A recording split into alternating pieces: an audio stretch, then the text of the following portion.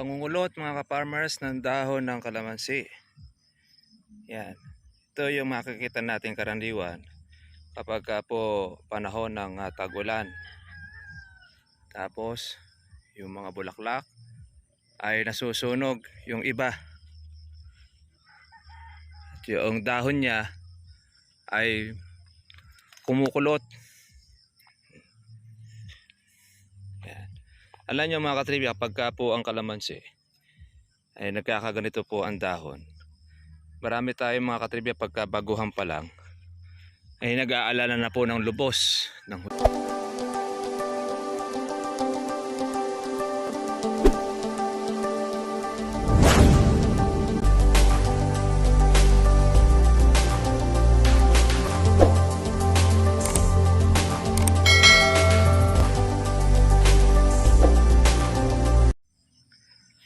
pangungulot mga ka-farmers ng dahon ng kalamansi.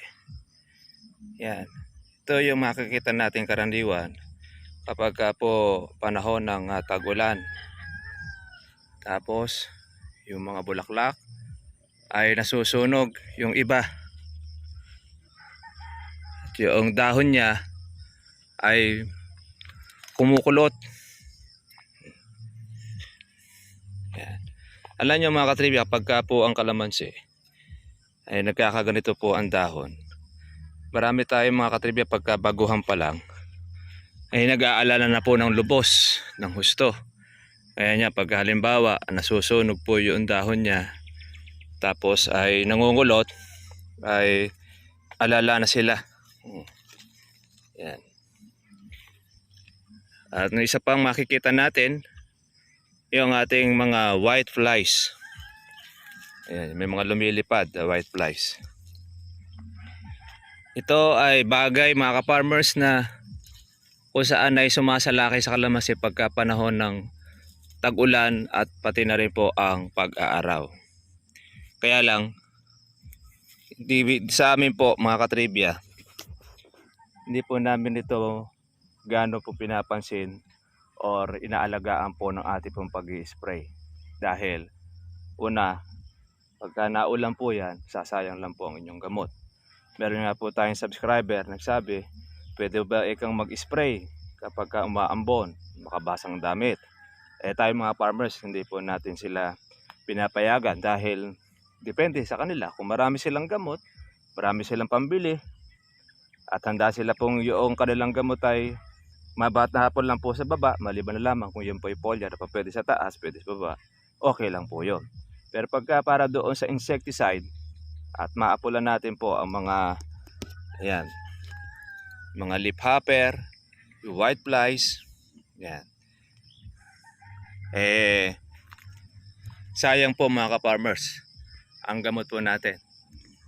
Kahit na yan po, halimbawa po ay meron pong bulaklak. Kailangan lang po mga katribya, kung kayo po ay mag-i-spray, dapat kukonsider ninyo ang panahon. Dahil masasayang po ang inyong pagod. Ito, kulot po ang dahon nito mga farmers. Ito ay batang kalamansi. Mahigit 1 taon pa lang po ang edad nito. Yan, yun po yung natutuyo yung dahon. Meron po siyang insekto ang kalamansi. Meron po maliliit po yan na mga virus. Napapakulot niya ang kalamansi, yung dahon. Minsan makikita nyo, yan ang mga pinagkatasan. Pero hindi po kami mga farmers po nag-aalala sa ganyan. Bahagi na po ng buhay ng kalamansi yan na meron ganito pag tag-ulan ay kumukulot ang dahon niya. Dahil po kasi dulot po yan noong pag-uulan. Sobrang nitrogen. Kaya pansinin ninyo, pati na rin po ang mga siling talbusin. Ang nangyayari po dyan, pagka madalas ang pag-uulan, nangungulot din ang dahon, nagiging tutyang nga. Sa kalamansi, ganun din naman siya. Pero kung maselang kayo at meron kayong mga farmers po na pang spray, pwede naman nating sprayin yan para po mawala po yung mga white flies. Siyempre lalo pagka marami na yan, mawala natin. Tapos itong pangungulot po ng dahon, depende rin po yan Kapag ka po merong nag-spray na herbicide sa inyong lugar, yung pinagbabawal na herbicide pagdating sa mga malalambot. Sabi nga nila, pangalan pa lang po noong gamot na yon, narinig na halaman, kumukulot na ang dahon. Ayan. Yun po, ginagamit lang po kasi karaniwan yan doon po sa palay. O, ayan, no? Pangulot ng dahon, meron po mga maliliit na insekto. Tayo, hindi po natin ito kinababahala. Sa tagal na po namin nagkakalamansi, kaya ito para sa amin ito ay ordinaryong bagay. Medyo mag-aalala lang tayo pagka magkaroon po ng marami pong mga sangang natutuyo, pagka tag-araw o kaya tag-ulan, lumalabas po yan. Pero pagka paunti-unti lang, okay lang po yun, mga katribya. Hindi po tayo nababahala po doon. Kaya po sa mga katribya po natin, huwag kayong mabahala. Ayan. Kasi yan, nagpapalit naman po ng dahon ng kalamansi. At yan ay mapapalitan uli. Talagang natural po sa tag-ulan, tapos aaraw, ay magkakaroon po ng kulot. Ito, tinaniman na po natin mga kaparmers po ng ating sili. Pero unti-unti po natin, dinadamuhan muna dahil mahaba na yung damo. Gaya po noon, unti-untiin po natin ang damo po dyan. Pagkatapos natin ang damuhan, tsaka natin siya itinatanim po yung sili natin. Hindi na po natin mga kaparmers po pinaararo dahil sili po natin ay nasaktan. Hindi natin nadiligan kaya medyo pumangit po yung punla. Ito yung kalamandarin, no? Naunahan pa niya. Pagka ganito po mga ka-farmers, ayan, no? Aalisin po natin ito. Pag itong bata, pwede pa natin siyang siklatin. Ayan. Kaya pagka po nasiklat na po siya, saka po natin siya batakin, no?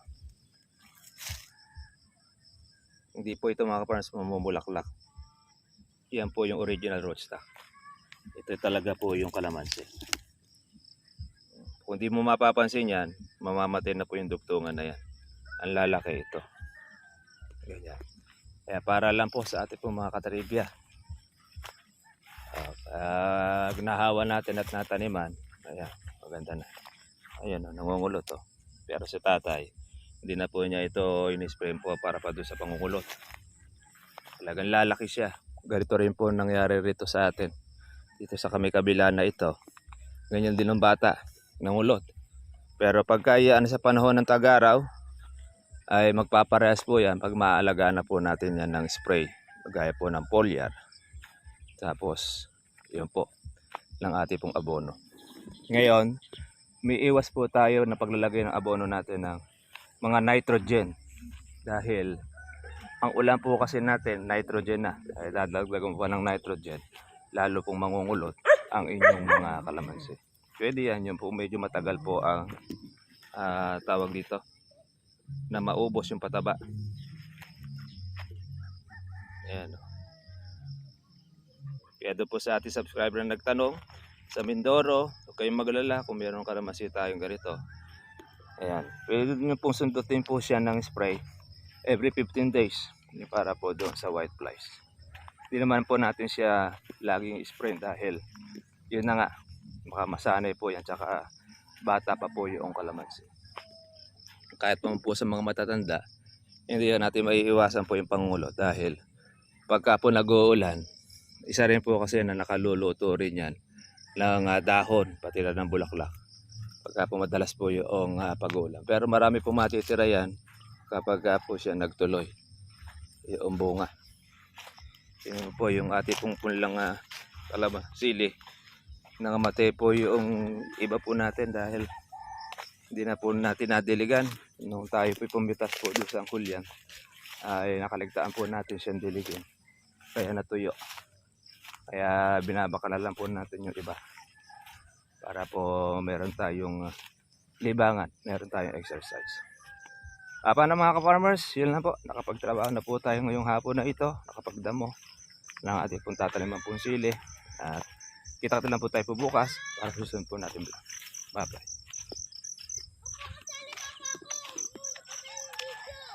Oh. Eh, dalang-dalang may pusa.